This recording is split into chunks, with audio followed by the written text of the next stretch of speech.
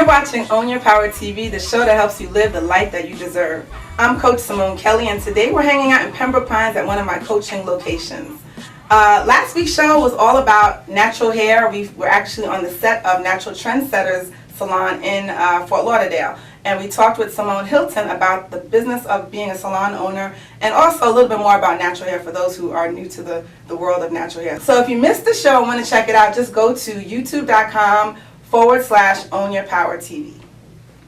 On today's show, we're going to have one of my favorite experts in social media and search engine optimization. His name is Trent Partridge, and I love working with him. I've been working with him for a few years. He's been on Own Your Power Radio many times. He's been a part of different conferences that we've done, and he's amazing. And I think today, if you guys take out your notepads and take some notes, you're going to learn a lot. So with that said, welcome to the show, Trent. Hey, Simone, how you doing?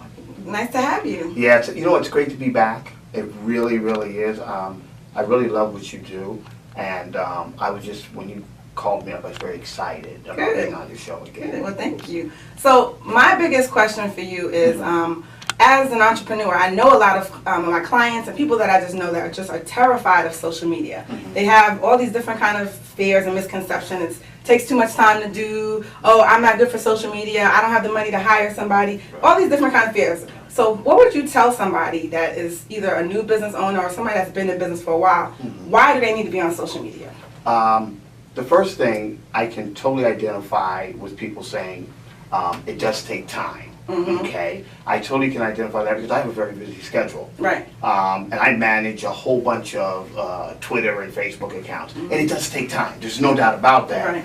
But the key thing is, if you do it right and you manage it within what you're doing and your business, it doesn't have to take that much time. It can take literally, and I'm just being totally honest here, because I have a large Twitter following, not a large Twitter following, but a good Twitter following. Oh, you're being modest. How many do you have? Come on. I have about 140,000 people, but the key thing is, and this is what I want to say, the key thing only is, 140,000. the key thing is, I don't have time to be on my Twitter account all the time. Okay. It's virtually impossible for me to do that. So I'm busy and I have to figure out creative ways and smart ways to be on these sites without spending 10, 15 hours a week on there. Right.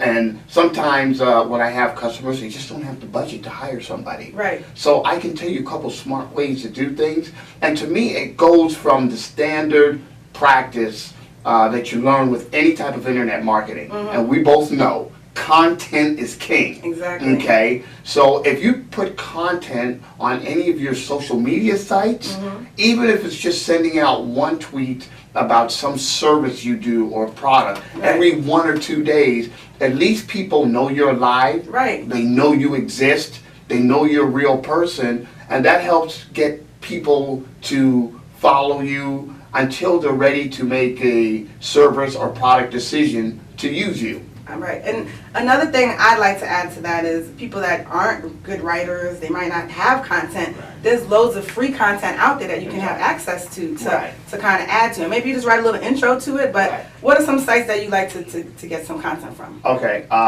First, the first thing is, and you're right, content is so key. One of the biggest things I do with my site, I have 130,000 followers, okay? 130, 150, I'm not sure. But the key thing that I do is I always send content that's internet marketing and social media focused for my business, okay? For my wife's business, I send real estate law foreclosure information. For any business, I send targeted information from that industry in the Twitter or Facebook feed. So you didn't have to write it? I didn't write. It's basically what's happening today. Everything is content marketing, content curation. If you go on LinkedIn, they have a page that's a whole bunch of articles from Washington Post, from Business Weekly, articles from a whole bunch of different websites, and they just put a little information and then send that article to their I'm sorry, LinkedIn doesn't do this, but someone like myself, I'll send that through my feed, and the people are actually going to the other side. But I'm giving them great information, which is critical. So they don't have to. I don't have to say every day, "Hey, I'm doing this," but I might take 5 minutes, and this is critical. I'll take 5 minutes a day, and I'll say, "Let me find 4 or 5 different good articles. And I post it, takes 5 minutes and I'm done. Right. Okay? And then maybe once a week, when I have time, I'll say, hey, I did this today, or my business is here, I traveled here. But it's not like I'm on there for all 3, the time, 4 hours every day. But it is key to add that personal touch, and that's something that a lot of people seem to forget. Because then they become so dry and just so corporate. You do have to add or sprinkle in a little bit of your personality so that people want to work with you. Exactly. At the end of the day, this is something we've all heard, is that people do business with people that they like, trust, and respect. So true. So true. So there are so many different websites out there, and it gets overwhelming. Exactly. What websites do you have to be on? Absolutely have to be on. Okay. And you know what? I know this is going to be obvious, but you really do need to be on Facebook and Twitter. Okay. Right. I'm not saying you have to be on them 24-hour. Most of the time, what I see with people, they're either good at Facebook or they're good at Twitter. Yeah, I'm a Facebook person. Okay. I don't really like Twitter. And I'm a Twitter people. But, I'm a Twitter person. See? Okay. Yeah. So it just really depends. Now I have a personal a real estate guy. He's not a Facebook or Twitter person. He's YouTube. All he does is YouTube. Wow. He's like, forget about Facebook and Twitter. I'd rather speak to people, and have them see me. So he's on YouTube. So I would tell people, just get one that works with you. Okay. Now, for example, like a lot of companies, they don't like Facebook, Twitter, they don't like YouTube, but they like Pinterest. Okay. So depending on the business. Depending on your business. So I'd recommend Facebook and Twitter as a standard. Right. But go out there when you find something that you like, then use that one. Right. Like I have some people using Instagram now. Although it's mobile, it's still social.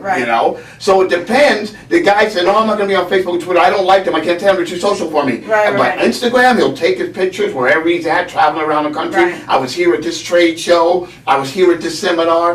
That's better for him. Okay. So you have to do what's good for you and your personality. Right. I don't know why. I think because Facebook has the most people.